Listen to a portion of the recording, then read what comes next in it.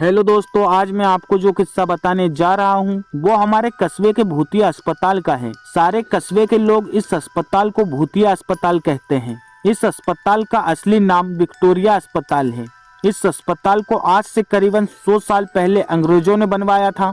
उस अस्पताल के सामने एक कब्रिस्तान है। मेरे दादाजी ने मुझे बताया था कि आज से 60 साल पहले इस अस्पताल में ऑपरेशन के दौरान एक लड़की की मौत हो गई थी। तब से इस लड़की की आत्मा उस अस्पताल में भटकती है। रात ढलते ही कोई इंसान उस रास्ते से नहीं गुजरता, क्योंकि उस लड़की की आत्मा राहगीरों को परेशान करती है। हालांकि मैं दादाजी की बताई पुरानी भूतिया कहानियों में ज्यादा विश्वास नहीं करता था।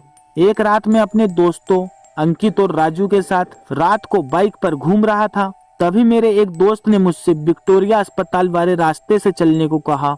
हम में से कोई भी ज्यादा भूत प्रेतों पर विश्वास नहीं करता था और हमने उस रास्ते से जाने का पक्का किया।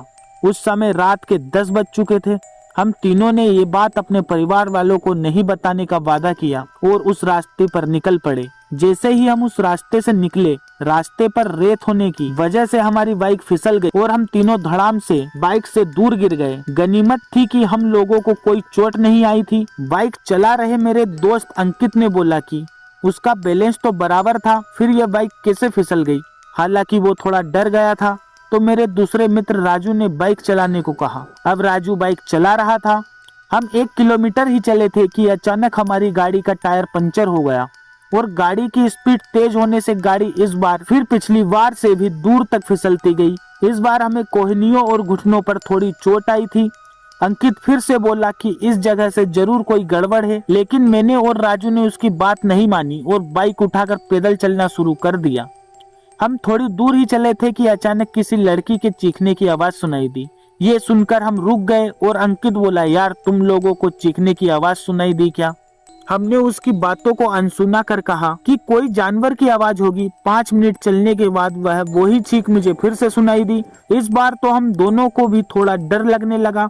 हम तीनों ने वापस चलने के बारे में सोचा, लेकिन हम रास्ते के बीच में आ गए थे। पीछे चलने में 3 किलोमीटर और आगे चलने में 2 किलोमीटर और बाकी थे। हम लोगों ने आगे चलने का सोचा। थोड़ा आगे चलते ही हमें बरगद के पेड़ के नीचे एक औरत दिखाई दी। इतनी रात को अकेली औरत को देखकर तो रोंगटे खड़े हो गए थे।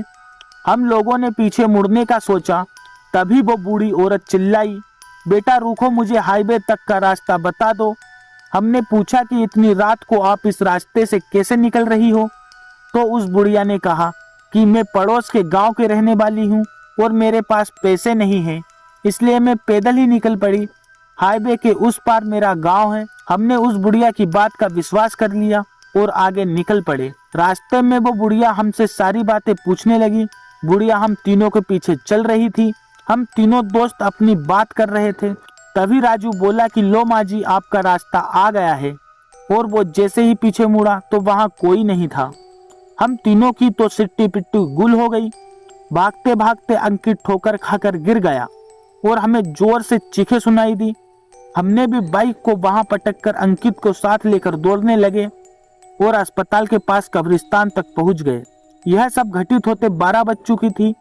हम पसीने से तरबतर हो गए थे और कब्रिस्तान पार कर एक मंदिर में रुक गए, क्योंकि अगर बिना बाइक के घर जाते तो जूते पड़ते। इसलिए उस रात मंदिर में ही रुक गए और सुबह होते ही बाइक लेकर अपने अपने घर गए और घर वालों को दोस्त के यहाँ रुकने का बहाना बना दिया। उस रात के बाद से हम उस रास्ते से कभी नहीं गए। मुझे आज भी सपनों में वो भूतिया बुढ़िया और चीखने की आवाजें आती हैं।